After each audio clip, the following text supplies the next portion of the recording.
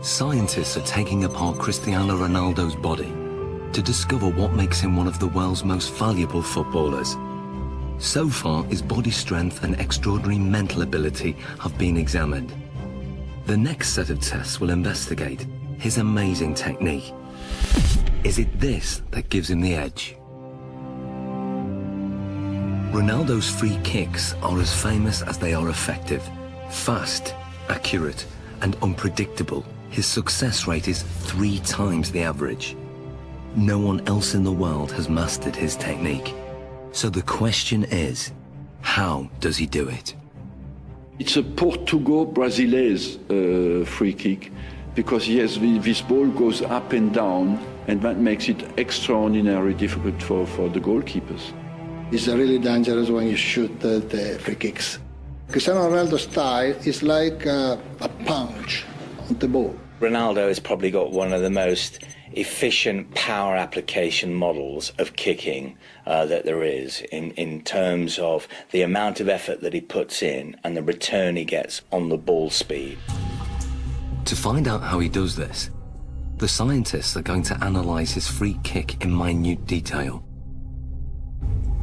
What we're going to do now is put reflective markers all over your body so the cameras can pick up all your movement, and we can see in 3D, we can see all your movement, how you move, how your technique is when you strike a ball. Okay? So let's apply the markers on him, Neil. Okay, we're going to go for a full body marker set here. Essentially what we're looking for is we've got 10 infrared cameras that are going to sample 300 times a second. And hopefully what we get then is a 3-dimensional reconstruction of exactly what happens during your kick. This process is called 3D motion capture. It's what video game animators use, but this is the first time it's been used to analyze Ronaldo's free kick. The most important bits, of course, are going to be on the leg, so we can then identify just how fast his leg is travelling. So we put these clusters on this part here, stick this down. So that's for the joint. Yeah. How often will you do free kick practices in terms of practicing your technique? Depends, 1 time per week. Once a week? You just do it after training, just repeat it? Yeah. 25 balls, 30. 20, 35 balls? Yeah. Do you generally do it with a goalkeeper in there? Yeah, with goalkeepers, yeah. Yeah. Yeah. There we go. Beautiful. Okay. So now we're going to do your free kicks, but I'm not going in goal. We've got your former teammate, Jersey Durdek. Hello. How we doing? Hi, Chris. I'm good. Nice to meet you. Good man. Okay, well, let's go. Let's get set. Andy has set up the lab with the goal 20 meters away. To begin, Ronaldo will take a free kick, employing the technique he uses to bend the ball over a defensive wall.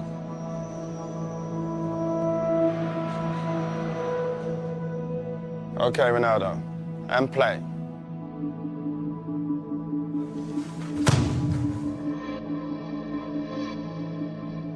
It may be over in the blink of an eye, or 900 milliseconds to be precise. But what happens during this time is fascinating. To get the ball to curve, Ronaldo must strike it in exactly the right place. This is something that is achieved by hitting the ball off the centre of mass. So we're hitting it almost to the side of the ball and using the inside of our foot to wrap around that ball and generate spin. Once we've generated the spin, this creates a difference in pressure between the inside of the ball and the outside of the ball, and will tend to push the ball towards the direction of low pressure. Hopefully then this curves over the top of the wall and the keeper won't see the ball until the last minute. The precision is extraordinary. He sends the ball spinning round a perfectly vertical axis, veering off its normal straight trajectory by more than 3 meters.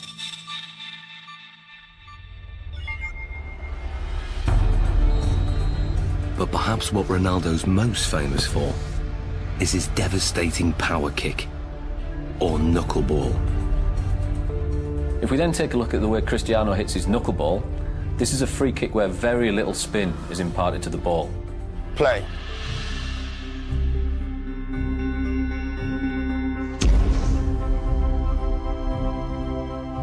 What we then get is a contact more towards the ankle joint centre.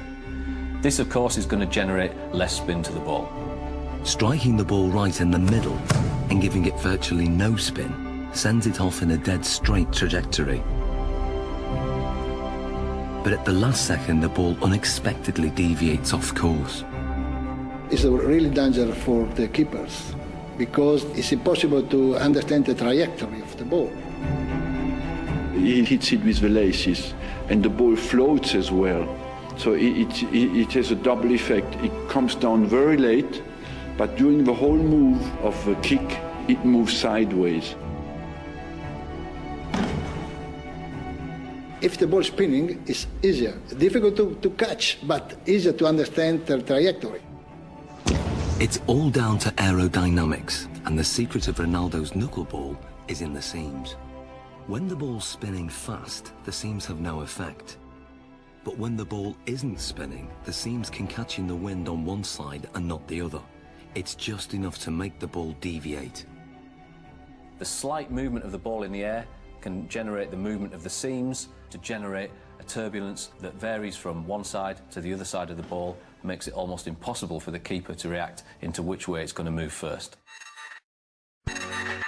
How does it feel being a goalkeeper when he strikes the ball straight on? This strike is very hard to read, obviously. The ball flies like a balloon, you know, it goes left, right, up and down. Because the ball moves around, they can't, you know, really save bad or the finger, you understand? It's difficult because the ball moves a lot. I think sometimes it makes goalkeepers scared when, you know, when you see Cristiano coming. Brilliant. Well done, Josie. So this is what Dudek would have seen in goal. This is perhaps the cues that he might get to pick up on. The amount of weight and pressure on the standing foot before he strikes with his right foot, that's got to be huge. It's fairly large.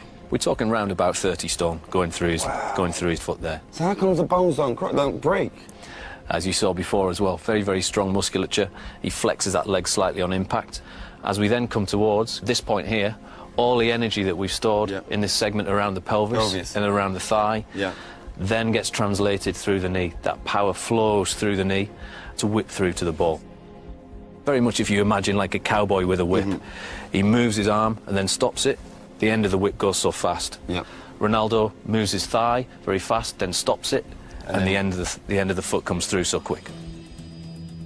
Looking at the kick from the front, it's clear that Ronaldo's posture is also a factor. I have a phrase that I call the pillar, which is basically the crutch to the top of your head. If that pillar is straight, and it is with Ronaldo, particularly on his spot kicking, and his legs are an extension of that line, even though you might tilt it on its side, okay, there is still that flexion type of movement. Couple that with the fact that his body moves through the ball, you've got a pretty potent power model there.